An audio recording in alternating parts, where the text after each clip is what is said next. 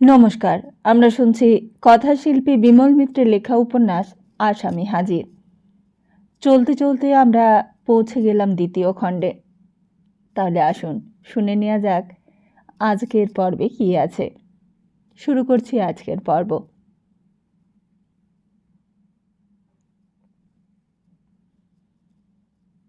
জীবনের যদি কোনো একটা মানে থাকে, সেই মানেটা হলো এই যে জীবন কখনো থেমে থাকে না, সে চলে। চলতে চলতে কখনো সে অচলায়তনে গিয়ে শেষ হয়, আবার কখনো অনন্তে গিয়ে পরিপূর্ণতা পায়। এই পরিপূর্ণতা পাওয়াটাই হলো আসল পাওয়া। একদিন সদানন্দ এমনি করে চলতে আরম্ভ করেছিল। সেই চৌধুরী বংশের জন্ম হওয়ার সঙ্গে সঙ্গেই শুরু হয়েছিল তার চলা। সব মানুষই তো এমনি করেই চলা শুরু করে, কিন্তু তারই মধ্যে হঠাৎ এক একজনেরই বা কেন মাঝপথে অচলায়তনে এসে পথ আটকে দাঁড়ায়। সদানন্দেরও এমনি যাত্রাপথের মাঝখানে একদিন বাধা এসে দাঁড়ালো। সে এক এমন বাধা যে তার মনে হলো সামনে চলবার আর বুঝি কোনো পথ নেই। কিন্তু না, মানুষ তো পালিয়ে রেহাই পায় না। পালিয়ে যাওয়া মানেই তো থেমে যাওয়া। থামবার জন্য তো সে জন্মায়নি। থেমে গিয়েছিল কর্তাবাবু, থেমে গিয়েছিল চৌধুরী মশাই। আর যদি সদানন্দ নয়নতারার সঙ্গে মানিয়ে গুনিয়ে আপোষ করে ঘর সংসার করত, তাহলে হয়তো সেও থেমে যেত। চৌধুরী মশাইয়ের মতো সেও চণ্ডীমণ্ডপে বসে সেরেস্তার খাতাপত্র দেখত, তার জমি জমার অঙ্ক বাড়ত আর বংশ পরম্পরায় বিষয় সম্পত্তি ভোগ দখল করত। কিন্তু তা হলো না। নবাবগঞ্জের লোকের তখন পরের বাড়ির ব্যাপার নিয়ে মাথা ঘামাবার সময় নেই। কোথা থেকে কে যেন খবর এনে দিলে যে যুদ্ধ বেঁধেছে। বারারিতলায় নিতাই হালদাতের দোকানের সামনে মাচায় সেদিনও তেমনি তাসের আড্ডা বসেছে। কেদার দাস তাস খেলতে খেলতে জিজ্ঞেস করলে, কার সঙ্গে যুদ্ধ বেঁধেছে রে? পাশেই ছিল পরমেশ মৌলিক। বললে, খেলার সময় বাজে কথা বলবি না তো কেদার, খবরদার বলছি, আগে তাস দে। যুদ্ধের কথা আর আলোচনা হলো না। যেই যুদ্ধতে সারা পৃথিবীর ভূগোল, ইতিহাস, রাজনীতি, অর্থনীতি সব কিছু ওলট পালট হয়ে গেল, তা নিয়ে আর কেউই মাথা ঘামালো না। নবাবগঞ্জ যেমন চলছিল তেমনি চলতে লাগলো। পুজোর সময় যাত্রা, কবিগান, পাঁচালি এসব চলতে লাগলো, আর বাকি 12 মাস ক্ষেত খামারের কাজ। তা সেদিনও রাত্রের দিকে কবিগান চলছে বারারিতলায়। বেশ ভিড় হয়েছে চারিদিকে। কবিয়াল গান গাইছে। চৈত্র মাসে চালতে মিঠে, মিঠে ডাহুকের রাও, গাছের তলায় ছায়া মিঠে, মিঠে দক্ষিণ বাও, খয়ের মিঠে পানেরে ভাই, পান মিঠে চুনে, বয়সকালে কামিনী মিঠে, ঘৃত মিঠে নুনে। তা সারাদিনে খাটাখাটনির পর সবাই আসর জাকিয়ে গান শুনতে বসেছে। বেশ মজা লাগছে। পৃথিবীর কোথায় কোন কোণে যুদ্ধ বেঁধেছে, মারামারি লাঠালাঠি চলছে। কোথায় ইংল্যান্ড, কোথায় জার্মানি, আর কোথায় বা জাপান, তা জানবার দরকার আমাদের নেই। যুদ্ধ বাঁধলেও যা, আর না বাঁধলেও তাই। আমাদের পক্ষে সবই সমান। আমাদের খেটে খাওয়ার কপাল। আমাদের যখন বরাবর খেটেই খেতে হবে, তখন ওসব রাজা রাজরার ব্যাপার নিয়ে মাথা ঘামিয়ে কী লাভ? তার চেয়ে এই যাত্রা, কবিগান, পাঁচালি নিয়েই মেতে থাকা ভালো। আর তাস আছে, তাস খেলতে খেলতেই রাতগুলো কাবার করে দিই। হঠাৎ আসরের এক কোণ থেকে অনুরোধ এলো, একটু রসের গান হোক, এইবার যদি প্রাণসখী জানিতাম।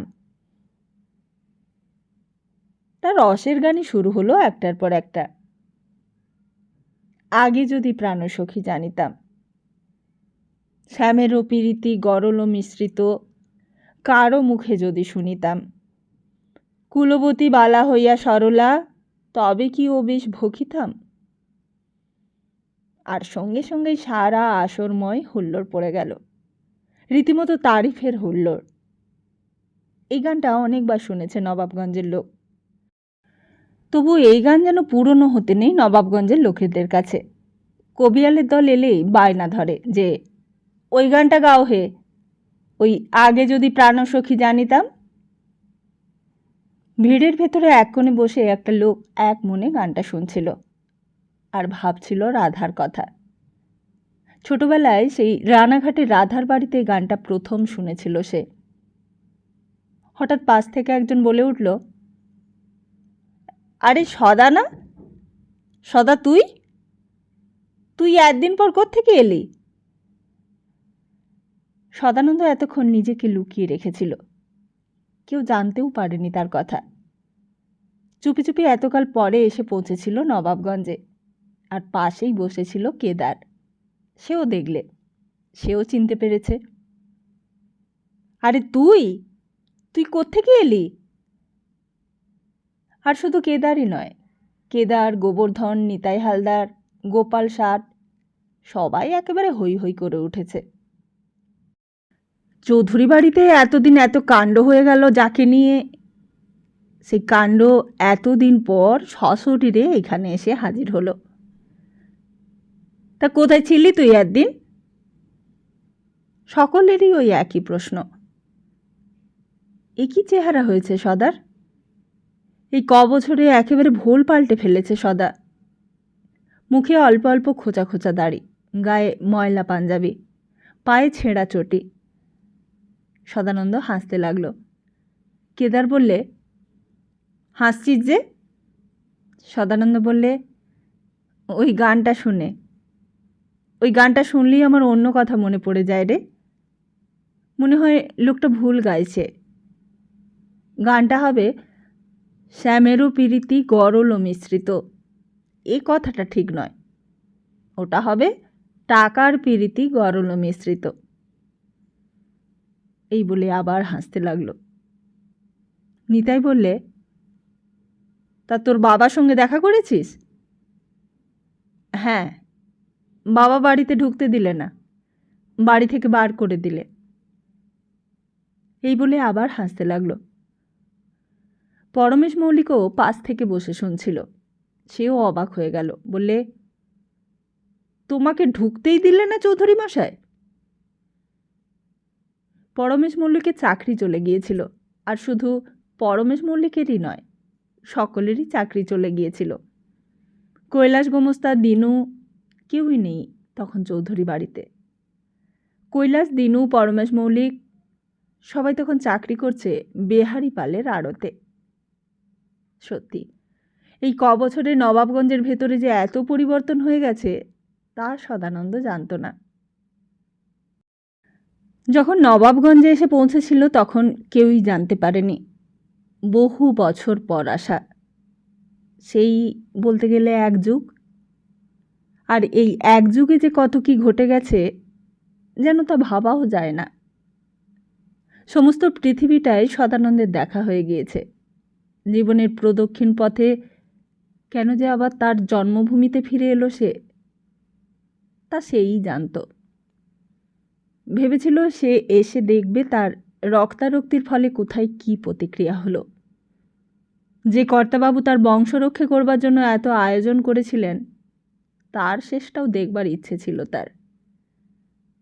কিন্তু শুধু কর্তাবাবু শেষটাই তো নয়, ফিরে এসে সে অনেক কিছুই শেষ দেখতে পেলে। দেখলে যেই বাড়িতে একদিন সে জন্মেছে সেই বাড়িটা তখন ঠিক সেই কালীগঞ্জে জমিদার বাড়ির মতোই ভূতের বাড়ি হয়ে গেছে। আস্তে আস্তে সদানন্দ বারবাড়ির উঠোনে ঢুকল। সেই উঠোনে যেখানে বিধু কয়ালের ছেলে ধান, চাল, সর্ষে আর পাটের ওজন নিয়ে ব্যস্ত থাকত। ডান দিকে চণ্ডীমণ্ডপ, আর তার পাশেই বংশীঢালির ঘর। সব ফাঁকা। জায়গাটা চারিদিকে আগাছা ঝোপঝাড় জন্মে একেবারে যাতায়াতের রাস্তা পর্যন্ত বন্ধ হয়ে গেছে। তারপরে ভেতর বাড়িতে ঢুকতে কেমন যেন ভয় করতে লাগলো সদানন্দের। মনে হলো কে যেন পেছন থেকে ডাকলে, খোকা। সদানন্দের গাটা শিউরে উঠেছে। কে? ঠিক যেন মার মতন গলা।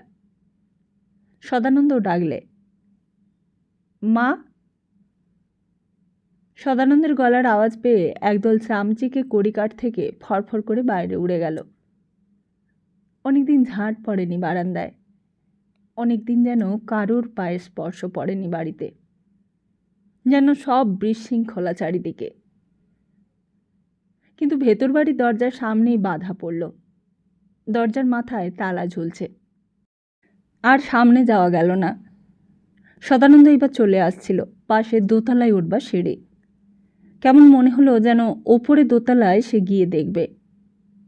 এই সমস্ত বাড়ি তো সেই উত্তরাধিকারী, সেই নরনারায়ণ চৌধুরীর পুত্র, হরনারায়ণ চৌধুরীর একমাত্র সন্তান। তার এই বাড়ির সর্বত্র যাবারই অধিকার আছে। আধখানা উঠেই মনে হলো যেন উপরের ঘর থেকে একটা অস্পষ্ট আলোর ক্ষীণ রেখা আসছে। তাহলে নিশ্চয়ই ওপরে কেউ আছে। তার পায়ে বোধহয় আওয়াজও হয়েছিল সামান্য, আর সেই সামান্য আওয়াজেই কে যেন ভেতরে সচেতন হয়ে উঠেছে। কে? শুনেই বোঝা গেল চৌধুরী মশাইয়ের গলা। সমস্ত নিস্তব্ধতার মধ্যে একজন সজীব মানুষের চলাফেরা তাকে বিচলিত করে তুলেছে। কোনো প্রত্যুত্তর না পেয়ে চৌধুরী মশাই আবার বললেন, কে? কে ওখানে? সদানন্দ স্পষ্ট গলায় বললে, আমি।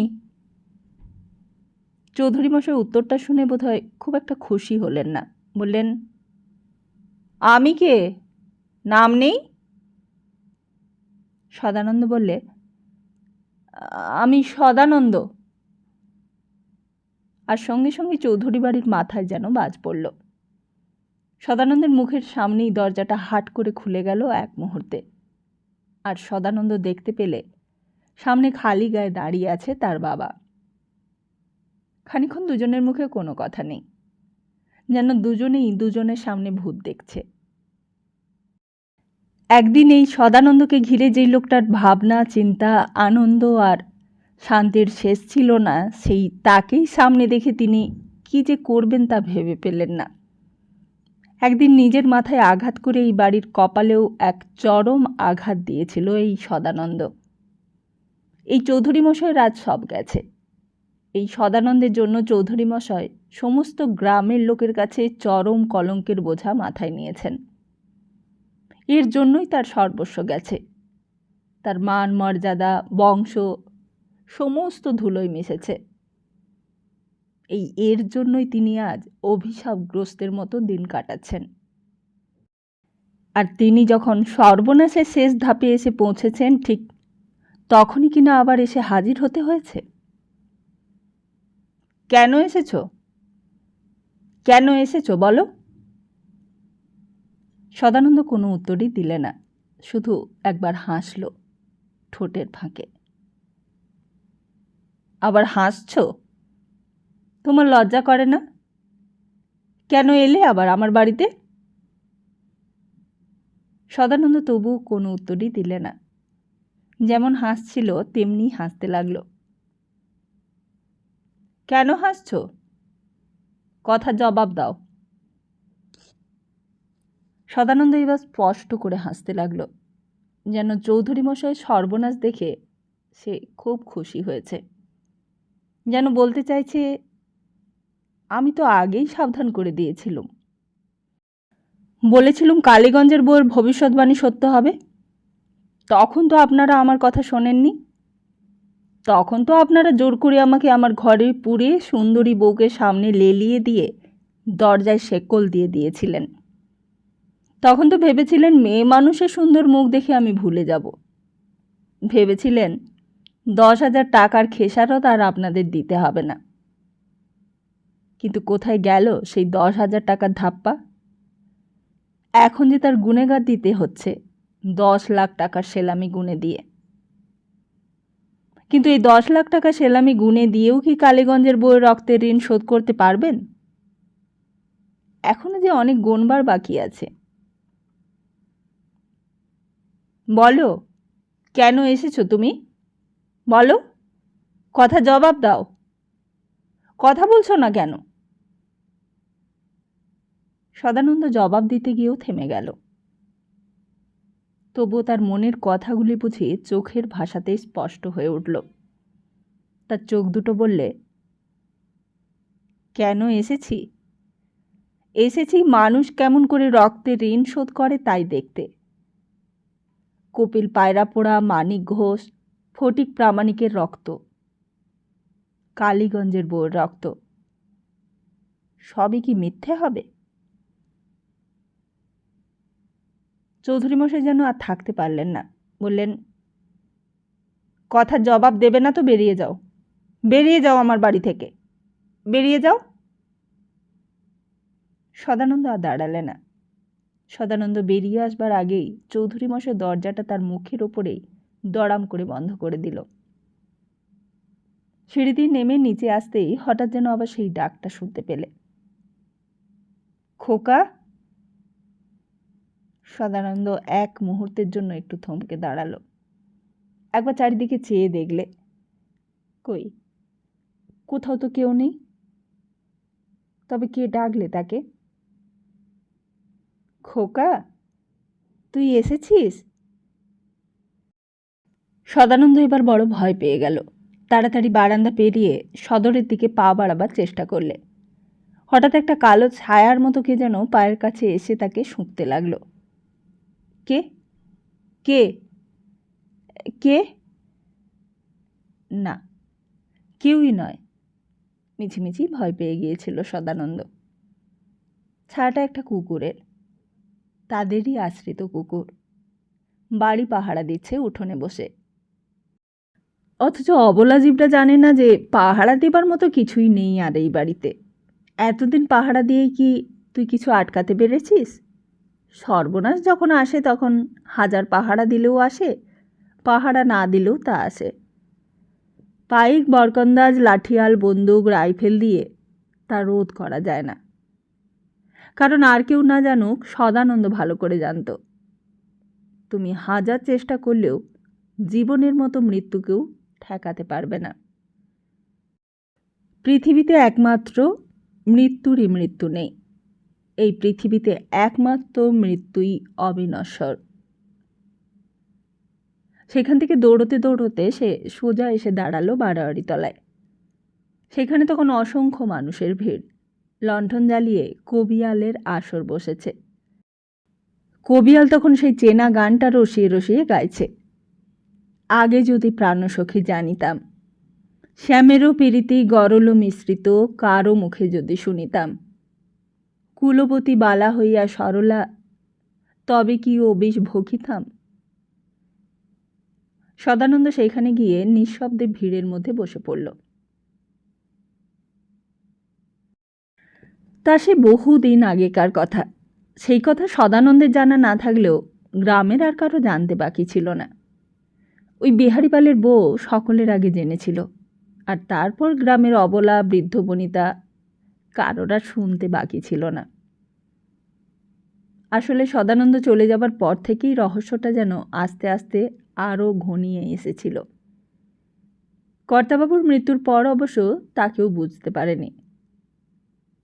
মৃত্যু না মৃত্যু, বহুদিন ধরে যে মানুষটা ভুগছিল তার মৃত্যুতে কি আর কি সন্দেহ করবে। যেমন ঘটা করে জমিদার বাড়িতে শ্রাদ্ধ হয়, তেমনিই তার শ্রাদ্ধ হলো। লোকজনও খেলো প্রচুর, একেবারে পেট পুড়ে সবাই খেলে। কিছু কিছু লোক ছাদা বেঁধেও বাড়িতে নিয়ে গেল। দক্ষিণাও পেল ব্রাহ্মণেরা, কাপড়ও পেলে বাড়ির লোকজনেরা। শুধু একজনের কথা কারুর মনে পড়ল না, আর সে হলো বাড়ির ছেলে সদানন্দ। বিহারীপাল অবশ্য জিজ্ঞেস করতে গিয়েছিল, তা সদানন্দের কোনো খবর পেলেন নাকি চৌধুরী মশাই? চৌধুরী মশাই কথাটা শুনে খেপে গেলেন, তবু মনের রাগ মনে চেপে রেখে বললেন, তা সে ছেলের খোঁজ খবর পেলেই বা কী লাভ? সে তো থাকলেও যা, না থাকলেও তাই। বিহারীপাল বলতে গেল, কিন্তু হাজার হোক সে তো আপনার নিজের ছেলে, সে যত অন্যায়ই করুক আপনি কি আর বাপ হয়ে তাকে ছেড়ে থাকতে পারবেন? অন্তত আপনি না হোক তার গর্ভধারিণীও কি তাকে ভুলতে পারবে? কিন্তু এসব প্রসঙ্গ বেশি আলোচনা করতেই চাইতেন না চৌধুরী মশাই। চৌধুরী মশাই যেন তারপর থেকে অন্যরকম মানুষ হয়ে গিয়েছিলেন, যেন আরও খিটখিটে, আরও গম্ভীর। কর্তাবাবুর দোতলার ঘরটা তখন খালিই পড়ে থাকত। তিনিই সেখানে নিজে থাকবার বন্দোবস্ত করে নিয়েছিলেন। চণ্ডীমণ্ডপে কেউ এসে চৌধুরী মশাইয়ের কথা জিজ্ঞেস করলেই সেরেস্তাদার বলতো, তিনি তো আর নিচে নামেন না, ওপরে আছে। কিন্তু সামান্য একটা আর্জি পেশ করবার জন্য অনেকেই ওপরে যেতে চাইতো না। চৌধুরী মশাইও অনেক বাজে ঝামেলা থেকে বেঁচে যেতেন। কিন্তু যখন সন্ধে হয়ে আসতো তখন কেমন যেন একটা আতঙ্কে বুকটা শিরশির করে উঠত। রাত্রে ভয়ে ভয়ে অনেক সময় যেন দম আটকাবার মতো অবস্থা হতো। কে যেন এসে গলা টিপে ধরত তার। ধর্মণ করে তিনি উঠে আলোটা জ্বালতেন, এক গ্লাস জল খেতেন, তারপর আবার শোবার চেষ্টা করতেন। পাশে শুয়ে এক একদিন গৃহিণীর ঘুম ভেঙে যেত। বলতো, কি হলো, ঘুম আসছে না তোমার? চৌধুরী মশাই বলতেন, না, জল তেষ্টা পেয়েছিল। তারপর আবার জিজ্ঞেস করতেন, বৌমা কোথায়? গৃহিণী বলতো, কেন, বৌমার কথা জিজ্ঞেস করছো কেন? বৌমা তার নিজের ঘরেই ঘুমোচ্ছে। রাত্রে ওই পর্যন্তই। কিন্তু সকালবেলা বাড়ির আবার অন্য এক চেহারা। বাড়ির লোক বলতে তো মাত্র দুজন, কর্তা আর গিন্নি, আর এছাড়া আরেকজন, ওই পরের বাড়ির মেয়ে। তখন কর্তাবাবু আর নেই, সদানন্দও বাড়িতে নেই। সংখ্যায় দুজন কমে গেছে, কিন্তু 2-3 জন প্রাণীকে কেন্দ্র করে যে নাটক ঘটে চলেছে তা বুঝি পৃথিবীর কোনো সংসারেই আগে কখনো ঘটেনি। নন্দারা তখন স্নান করে রোদ্দুরে দাঁড়িয়ে ভিজে চুল শুকোচ্ছে। হঠাৎই বাড়ির ভেতর থেকে শাশুড়ি দৌড়ে এলো কুয়োতলায়। বললে, বৌমা, তুমি কি কালা নাকি? কানে কালা হয়েছ নাকি তুমি? নয়নতারা বললে, কেন মা, কি হয়েছে? তুমি আবার বলছো কি হয়েছে? আমি যে এদিকে তোমাকে ডেকে ডেকে গলা ফাটিয়ে ফেলেছি, তা কি তোমার কানে যায় না বাছা? নাকি তুমি ভাবছো শাশুড়ি ডেকে ডেকে মরুক গিয়ে আমি আগে চুল শুকোই? নয়নতারা সংকোচে জোড়োসোড়ো হয়ে বললে, কিন্তু আমি তো শুনতে পাইনি মা। শাশুড়ি বললে, তা শুনতে পাবে কেন বাছা? শুনলে যে গেরস্তের সংসারে সাশ্রয় হয়ে যাবে। সংসার পুড়ে যাক ঝুড়ে যাক তাতে তোমার কি? তোমাকে তো আর গতরে খেটে পয়সা উপায় করতে হয় না।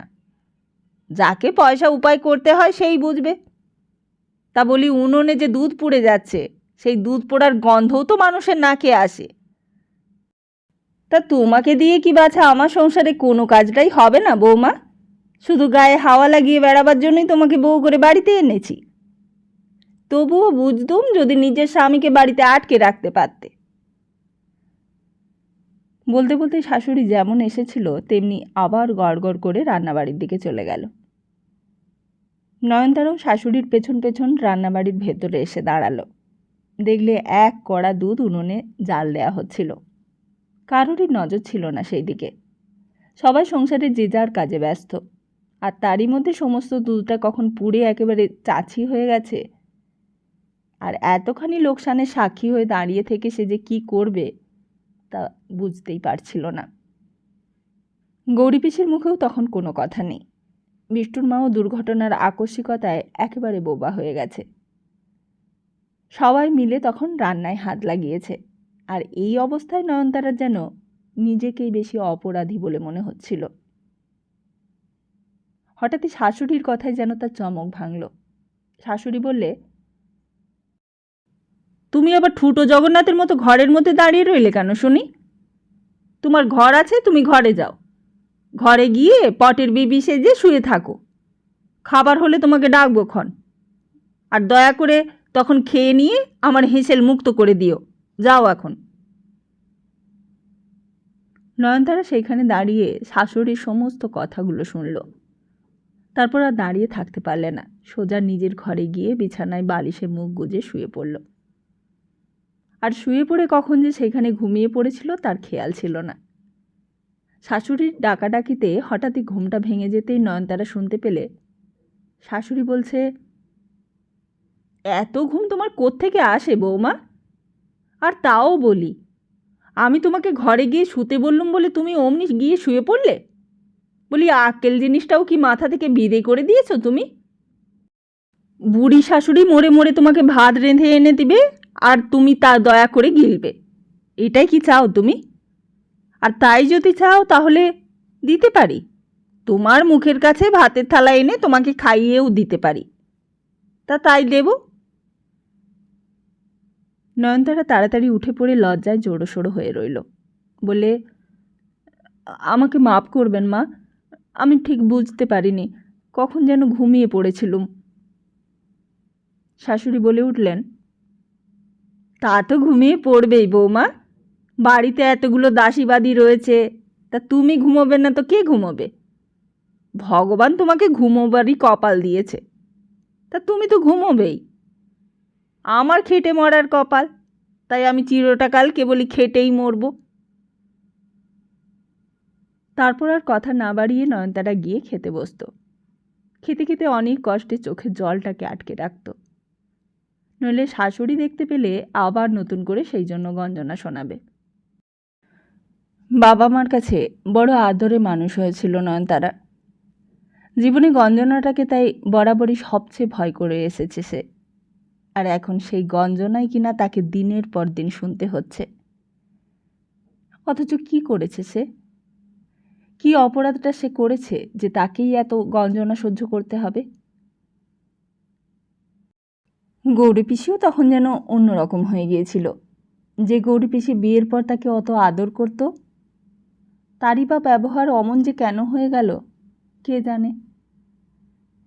বেহারি পালের বউ চুপি চুপি একদিন এসে হাজির হতো, বলতো, তোমার শাশুড়ি কোথায় বৌমা? নয়নতারা বলতো, বোধহয় ঘুমোচ্ছেন, ডেকে দেব? বিহারি পালের বউকে বড় ভালো লাগতো নয়নতারার, কিন্তু শাশুড়ির ভয়ে দিদিমা বেশি একটা আসতে পারত না। যখন দুপুরবেলা সবাই একটু ঘুমিয়ে পড়তো তখন টিপি টিপি পায়ে নয়নতারার ঘরে এসে বসতো, বলতো, তা কেমন আছো বৌমা? প্রথম প্রথম বেহারি পালের বউকে দেখলেও ভয় পেয়ে যেত নয়নতারা। মনে হতো যদি দিদিমা শাশুড়িকে সব বলে দেয়, তাই শুয়ে থাকলে তাড়াতাড়ি বিছানা থেকে উঠে বসতো। বিহারি পালের বউ বলতো, উঠলে কেন বৌমা? তুমি শুয়ে থাকো না, আমি দেখলুম এই বাড়ি সবাই ঘুমোচ্ছে কি না, তাই তোমার কাছে এলুম। তা সকালবেলা শাশুড়ি তোমাকে অত বকছিল কেন বৌমা? কি করেছিলে তুমি? প্রথম প্রথম নয়নতারা নিজের দুঃখের কথা কিছুই বলতো না, কিন্তু পাশের বাড়ির কথা কতদিন আর চাপা থাকে। বিহারি পালের বউ বলতো, তোমার শাশুড়ি তোমাকে খেতে টেতে দেয় তো বৌমা? নয়নতারা বলতো, দেয়। বিহারি পালের বউ সবই জানতো, তার কাছে কিছুই লুকোনো চলতো না। বলতো, তুমি মিছে কথা বলছো বউ, আমি সব দেখেছি, তোমার আজকে খাওয়াই হয়নি। নয়নতারা অবাক হয়ে যেত বেহারি পালের বউয়ের মুখের কথা শুনে। তারপর আর কিছুই করতে না পেরে তার কোলে মুখ ঢেকে হাউ হাউ করে কেঁদে ফেলত। আর কাঁদতে কাঁদতে বলতো, আমার কিছু খেতে ইচ্ছে করে না দিদিমা, কিছুই ভালো লাগে না। ওরা একটু দূরে সরে গেলেই আমি ভাতগুলো জানালা দিয়ে বাইরে ফেলে দিই, কুকুরে এসে সব খেয়ে যায়। বিহারি পালের বউ বলতো, খাবে কি করে বৌমা? খিদে হবেই বা কেন? তোমাকে কি খেতে দেয় তোমার শাশুড়ি তা তো আমার দেখতে বাকি নেই। ওই ডাল আর ভাত কেউ খেতে পারে? তারপর আঁচলের ভেতর থেকে দিদিমা কত দিন খাবার বার করত। কোনো দিন মাছ ভাজা, কোনো দিন পোস্তর বড়া, এমনি সব কত কি খাবার। বাড়িতে যা রান্না হতো সব বেছে বেছে আঁচলের আড়ালে লুকিয়ে এনে নয়নতারাকে খাওয়াতো। বিহারি পালের বউয়ের কাছে নয়নতারা নিজের মনটা উজাড় করে ঢেলে দিত, বলতো, এরকম কেন হলো দিদিমা? আপনি তো গোড়া থেকেই সব দেখে আসছেন। আমি কি এমন দোষ করেছি যে আমাকে শাশুড়ি মোটে দেখতে পারেন না। দিদিমা বলতো, তোমার শাশুড়ি কি মানুষটা ভালো যে তোমাকে দেখতে পারবে বৌমা? নয়নতারা বলতো, কিন্তু আগে তো এমন ছিলেন না। আগে আমাকে কত আদর করতেন, তা তো আপনারা দেখেছেনই। ছাই আদর করতো, ছাই। ও এক নম্বরের বদমাইশ মেয়ে মানুষ। আমি তোমার শাশুড়িকে চিনি না বলতে চাও? কিন্তু আমি তো শাশুড়িকে বরাবরই ভক্তি শ্রদ্ধা করে এসেছি দিদিমা। আমি তো আমার দিক থেকে কোনো দোষ করিনি। আমার নিজের মা নেই, তাই বরাবর শাশুড়িকে আমি আমার মা বলে মনে করেছি। আমার কি দোষ আপনি বলুন? বিহারীপালের বউ বলতো, তার দোষ তোমার নয় তো কার বৌমা? দোষ তো সব তোমারই। আমার দোষ? কেন? তা তোমাকে কেন শাশুড়ি আদর যত্ন করবে?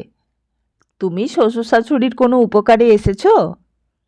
তুমি তোমার স্বামীকে ঘরে আটকে রাখতে পেরেছো? তা স্বামী না থাকলে মেয়ে মানুষের আবার খাতির যত্ন কি? কথাই বলে, স্বামী নেই যার ঘরে সে হলো ঘরের বার। তা স্বামী পুত কিছুই নেই তোমার, কে তোমাকে ভালোবাসবে বৌমা? তা তুমি কি তোমার শাশুড়ির কোলে একটা নাতি তুলে দিতে পেরেছো?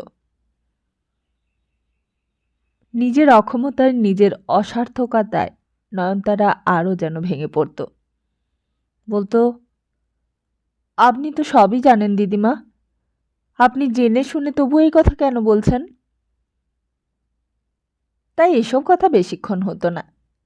বাইরে কারোর পায়ের আওয়াজ হলে বিহারীপালের বউ তাড়াতাড়ি উঠে যেত, আর যাবার আগে বলতো, আমি এখন আসি বৌমা, পরে আবার এক সময় আসবো খন। তোমার শাশুড়ি মাগি তো দেখতে পেলে আবার অনর্থ বাঁধাবে, যাই। কিন্তু বাইরে গিয়ে শাশুড়ির কাছে বিহারীপালের বউ আবার অন্য মানুষ হয়ে যেত। শাশুড়ি বলতো, এসো এসো মাসিমা, এসো। তা কি রাঁধলে আজকে? আর এটা ওটা কথা হবার পর বিহারীপালের বউ জিজ্ঞেস করত, তোমার বৌমা কোথায় বউ? বৌমাকে যে দেখছি নে। শাশুড়ি বলতো, বৌমা আর কোথায় থাকবে, নিজের ঘরেই ঘুম হচ্ছে। তা ঘুম ছাড়া তো বৌমার আর কোনো কাজও নেই। এমনি করেই চলছিল নয়নতারার জীবন। যেদিন প্রথম বউ হয়ে এই বাড়িতে এসেছিল তখন একরকম, আবার যখন সদানন্দ বাড়ি থেকে চলে গেল তখন একেবারে অন্যরকম। আর কর্তাবাবু মারা যাবার পর থেকেই যেন একেবারেই এই বাড়ির জীবনযাত্রা অন্যদিকে মোড় ফিরল। সেদিন হঠাৎ শাশুড়ি বললে, বৌমা, আজ রাত্রিরে ঘরের দরজায় খিল দিয়ে শুও না, দরজা খুলে শুও, বুঝলে? তা কথাটা ঠিক বুঝতে পারলে না নয়নতারা, বললে, দরজা খুলে শোবো? হ্যাঁ। নয়নতারা তবুও বুঝতে পারলে না, জিজ্ঞেস করলে, কেন মা, দরজা খুলে শোবো কেন? শাশুড়ি বললে, যা বলছি তাই করো, তর্ক করো না। কিন্তু আপনি তো আমাকে আগে রোজ দরজা বন্ধ করে খিল দিয়ে শুতে বলতেন। শাশুড়ি তেমনি সুরেই বললে, আগে যা বলতুম বলতুম, আজ তুমি দরজা খুলে শোবে। তবুও কেমন যেন খটকা লাগলো নয়নতারার মনে। হঠাৎ শাশুড়ি তাকে দরজা খুলে কেন শুতে বলছে? বললে, আপনি বুঝি আজ রাত্রিরে আমার ঘরে শোবেন? শাশুড়ি এতক্ষণে রেগে গেল, বললে, তুমি তো দেখছি খুব বেয়াদব মেয়ে। আমি তোমার ঘরে শুই বা না শুই তাতে তোমার কি? আমি যা বলছি তাই করবে, যাও এখন। তাই এইসব কথা বিহারীপালের বউ সব জানত। বিহারীপালের বউ জানে, আর শুধু বিহারীপালের বউই বা কেন, ওই নেতাই হালদার, কেদার গোবর্ধন, যারা বারাউরিতলায় নেতাই হালদারের দোকানের সামনে মাচায় বসে তাস খেলে, তারাও সব জানে। যেসব মেয়েরা নদীতে চান করতে যায় আর এবাড়ি ও বাড়ির গল্প করে তারাও জানে। এককালে নবাবগঞ্জে চৌধুরী বাড়ির নতুন বউ নয়নতারাকে নিয়ে কত হইচই বেঁধে গিয়েছিল, কত কানাঘুষো চলছিল। কালের খরস্রোতে সেই সব প্রসঙ্গ আজ প্রায় ভেসে গেছে। কিন্তু এতদিন পর সেই সদানন্দকে দেখে আবার যেন সব মনে পড়তে লাগলো তাদের।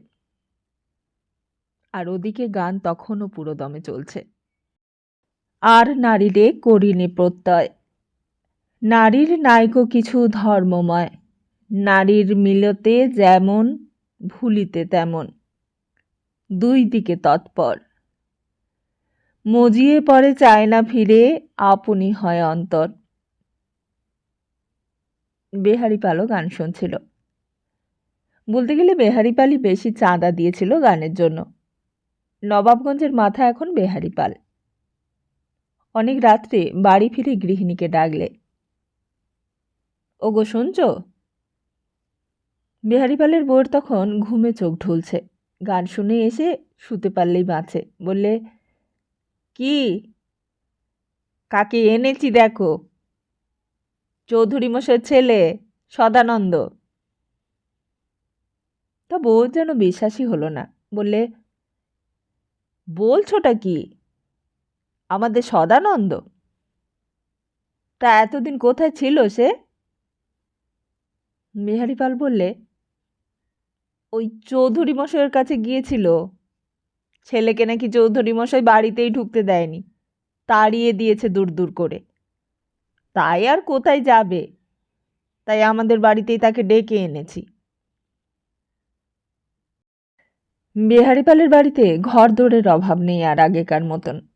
এখন যুদ্ধের কল্যাণে ব্যবসাও আরও ফুলে ফেঁপে উঠেছে, আরও টাকা পয়সাও হয়েছে।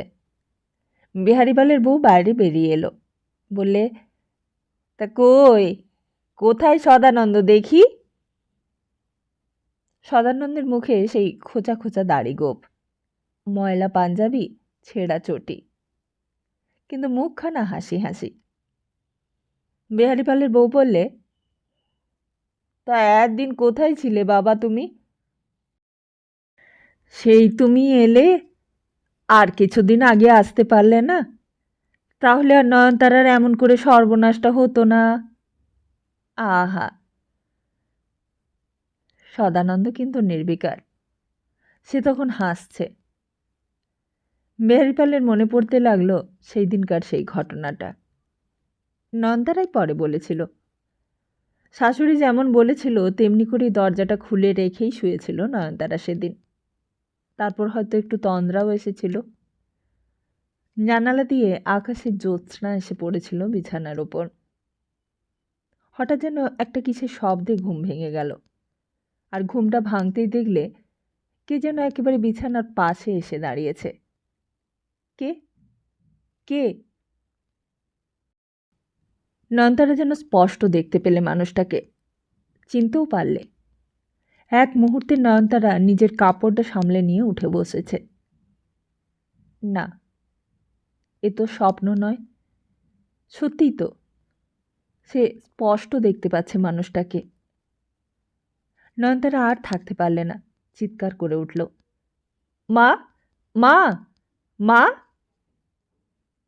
নয়নতারার সমস্ত শরীরটা তখন ঘামে ভিজে উঠেছে। তার চিৎকারে ঘরটা আবার ফাঁকা। মনে আছে, অনেক রাত্রে শাশুড়ি এসে তার পাশে শুয়ে পড়েছিল। তারপর কখন যে সে নিজেও ঘুমিয়ে পড়েছিল আর কিছুই খেয়াল ছিল না তার। কিন্তু যেই মানুষটা তার ঘরে এসেছিল সে তখন উধাও। নয়নতারা বিছানা ছেড়ে উঠল। তারপর ঘর থেকে বাইরে বেরিয়ে এসে চারিদিকটা দেখতে লাগলো। না, কেউ কোথাও নেই। তাহলে কে ঢুকেছিল তার ঘরে? সমস্ত বাড়িটা অন্ধকার। তাড়াতাড়ি শাশুড়ির ঘরের সামনে এসে আবার ডাকতে লাগলো, মা, মা, দরজাটা একটু খুলুন। কিন্তু ভেতর থেকে কোনো সাড়া শব্দই পাওয়া গেল না। কিন্তু শাশুড়িকে না ডেকে আর কি অন্য উপায় আছে তার? অথচ রাত্রে ডাকলে হয়তো শাশুড়ি রাগ করবে। নয়নতারা আবারও ডাকলে, মা, ও মা। আর এতেও যখন সাড়া পাওয়া গেল না, তখন দরজায় ধাক্কা দিতে হলো। হয়তো মা অঘরে ঘুমোচ্ছে, সারা দিনের ঝঞ্ঝাটের পর ঘুমে অচৈতন্য হয়ে আছে।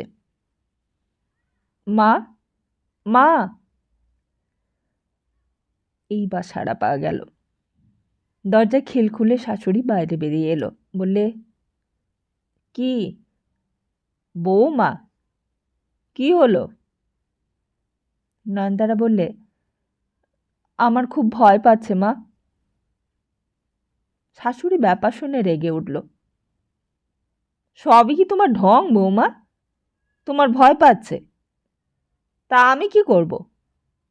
তোমার ভয় পাচ্ছে তো এই কথাটা বলবার জন্য এই ভর দুপুর রাতে আমার ঘুম না ভাঙালে তোমার চলতো না?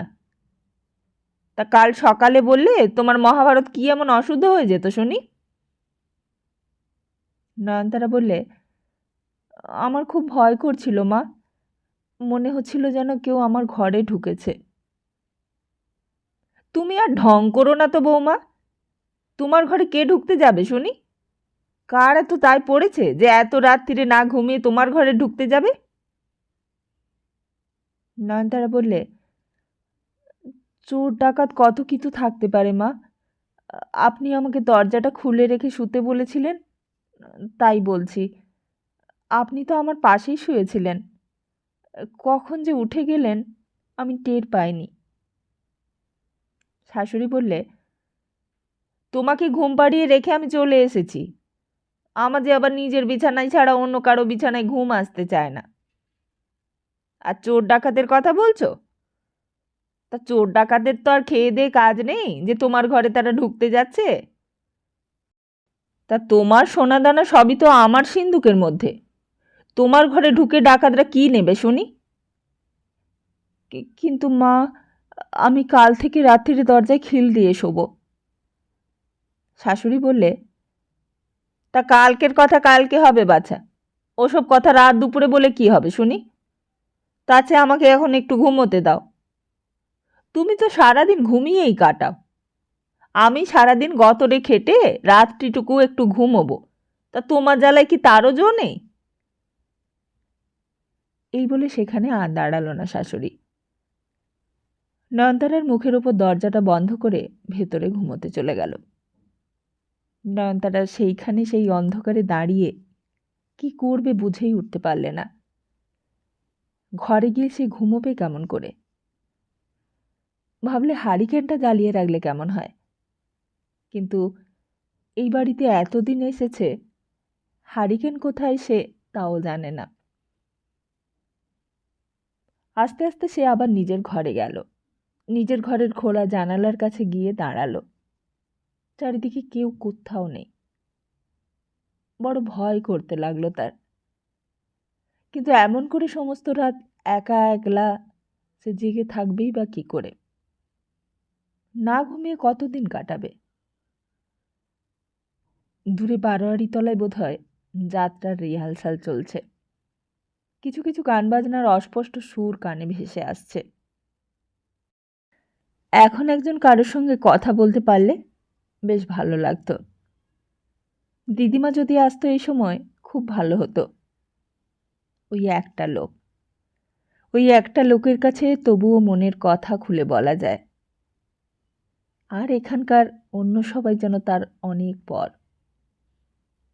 অথচ আগে শাশুড়ি তাকে কত আদর করত। এই বাড়িতে এসে পর্যন্ত ওই শাশুড়ির কাছেই তখন যা কিছু মনের কথা সব খুলে বলতে পারত। ওই যখন সেইবার বাবা এসে তাকে নিয়ে যেতে চেয়েছিল, তখন তো সেই ওই শাশুড়ির মুখের দিকে চেয়েই বাবার সঙ্গে যেতে রাজি হয়নি। কিন্তু এখন এখন আর বাবা আসছে না কেন? এখন বাবাও কি তাকে ভুলে গেল? হয়তো এমনটাই হয়, হয়তো সব মেয়ের জীবনেই এমনটা হয়। বিয়ে হয়ে যাবার পর সব বাবা মাই হয়তো এমনি করে মেয়েকে ভুলে যায়। বলতে গেলে হয়তো কেবল মাই মেয়েকে মনে রাখে। সত্যি, তার কপালটাই খারাপ, নইলে সেই মাই বা কেন চলে যাবে? মা যদি এখন বেঁচে থাকতো তো সে নিজেই মার কাছে চলে যেত, মাকে গিয়ে বলতো, মা, এবার থেকে আমি আর শ্বশুর বাড়িতে যাব না, আমি এখন থেকে তোমার কাছেই থাকব, তুমি আমায় থাকতে দেবে না? মা হয়তো তবুও সান্ত্বনা দিত, তাকে তাকে আদর করত। মা হয়তো বলতো, তুই কিচ্ছু ভাবিস নে মা, ওরকম কত ছেলে বাড়ি থেকে রাগ করে চলে যায়, তারপর দেখেছি একদিন আবার সে ফিরে আসে, ও কিছুই না, তুই কিছুদিন কষ্ট করে থাক, দেখবি সদানন্দ আবার একদিন ঠিক তোর কাছে ফিরে আসবে। কিন্তু হঠাৎই চোখ দুটো ঘুমে ঢুলে আসতে লাগলো। কিন্তু দরজা খুলে রাখলে ঘুম আসবে কি করে? নয়নতারা আর থাকতে পারলে না, তাড়াতাড়ি ঘরের দরজায় খিল তুলে দিয়ে বিছানার উপর গা এলিয়ে পড়ে গেল। ঘুমাবার চেষ্টা করল, ঘুমে চোখ ঢুলে আসছে তার, কিন্তু তবুও যেন ঘুম আসছে না। বিছানার উপর একবার এপাশ একবার ওপাশ করতে লাগলো, কিন্তু তবুও যেন কিছুতেই ঘুম এলো না। কেবলই মনে হতে লাগলো তার ঘরের দরজাটা বন্ধ রয়েছে। যদি শাশুড়ি জানতে পারে, যদি শাশুড়ি বকে তাকে? না, আর নয়। নয়নতারা তাড়াতাড়ি উঠে গিয়ে দরজার খিলটা খুলে দিয়ে যেন নিশ্চিন্ত হলো। না হোক ঘুম, ঘুম না হলে অবশ্য তার শরীর খারাপ হবে ঠিকই, কিন্তু তাকে নিয়ে তো সংসারে অশান্তি সৃষ্টি হবে না। তাকে কেন্দ্র করে সংসারে অশান্তি হবে, এইটাকেই নয়নতারা সবচেয়ে বেশি ভয় করে। হঠাৎ শাশুড়ির কথায় ঘুম ভেঙে গেল নয়নতারার। বৌমা, বলি তুমি নিজে গিয়ে চা খাবে নাকি তোমার মুখের কাছে এনে চায়ের বাটি ধরবো? তা তুমি যদি বলো আমি তাও আনতে পারি, আনবো? শাশুড়ির কথায় লজ্জায় জোড়োসড়ো হয়ে গেল নয়নতারা। কখন যে চোখ দুটো জুড়ে ঘুম এসে গিয়েছিল তা তার ঠিক খেয়াল ছিল না। চারিদিকে রোদ উঠে গেছে, জানালা দিয়ে রোদ এসে ঘরের ভেতরটায় একেবারে ভাসিয়ে দিয়েছে। এত দেরি পর্যন্ত তো কখনো ঘুমায় না সে, এটা কি করে হলো? কেন হলো এমন? বাইরে এসে দাঁড়াতেই তার আগের রাত্রের সব ঘটনাগুলো মনে পড়তে লাগলো। দিনের আলোয় ঘটনাটাকে যেন স্বপ্ন বলে মনে হতে লাগলো। তবে কি স্বপ্ন দেখেছিল নাকি সে? তার ঘরে যে ঢুকেছিল সেও কি স্বপ্নের মানুষ? আর সেই ভয় পেয়ে শাশুড়ির ঘরের সামনে এসে ডাকা, সেই শাশুড়ির বকুনি, তাহলে কি সবই স্বপ্ন? নয়নতারা অনেকবার করে ঘটনাগুলোকে মনে করবার চেষ্টা করলে। স্বপ্নই যদি হবে তো এতক্ষণ সে ঘুমোলো কি করে? শেষ রাত্রের দিকে ঘুম এসেছিল বলেই না এত বেলা পর্যন্ত সে ঘুমিয়ে পড়েছে। বিছানায় যাবার সঙ্গে সঙ্গে যদি ঘুম আসতো তাহলে কি সে এই এত বেলা করে ঘুম থেকে উঠত? সবাই যখন রান্না নিয়ে ব্যস্ত তখন নয়নতারাও রান্নাঘরের দরজার সামনে গিয়ে চুপ করে দাঁড়িয়ে দেখতে লাগলো। সবাই কাজ করছে। এই সময় সে যদি তার নিজের ঘরে গিয়ে বসে তাহলে দোষ হয়ে যাবে, আবার শুধু যদি চুপচাপ দাঁড়িয়ে থাকে তাহলেও দোষ হয়ে যাবে। হঠাৎই শাশুড়ি বলে উঠল, তুমি আবার যাবার আসবার পথের ওপর রাস্তা আটকে দাঁড়িয়ে আছো কেন শুনি? নিজের কাজও করবে না আর কাউকে কাজও করতে দেবে না। হয় এখান থেকে সরে যাও, নয়তো নিজের ঘরে গিয়ে শুয়ে পড়োগে যাও, খাবার সময় তোমাকে ডেকে পাঠাবো ক্ষণ। এখন সরো দেখিনি, সরো এখান থেকে, পথ ছাড়ো। তার নয়নতারা কি করতো তা ঠিক বলা যায় না, কিন্তু তার আগেই চৌধুরী মশাই হঠাৎ ভেতর বাড়িতে এসে হাজির। তিনি কথা বলতে বলতেই ঢুকছিলেন। ওরে ও গৌরী, কোথায় গেলি? চণ্ডী মণ্ডপে যে চা দিতে হবে রে, সব ভুলে গেলি নাকি? নয়নতারা শ্বশুরকে দেখে মাথার ঘোমটাটা আরও একটু মুখের ওপর টেনে দিয়ে নিজের ঘরেই চলে এলো। কিন্তু আবার সেই ঘর, তার নিজের ঘর, সেই ঘর আর বাইরের বারান্দা, এইটুকুই তার পরিক্রমার পরিধি। এইটুকুর মধ্যেই তাকে বন্দী হয়ে থাকতে হবে। এই বন্দিত্ব থেকে কি তার কোনো মুক্তি নেই?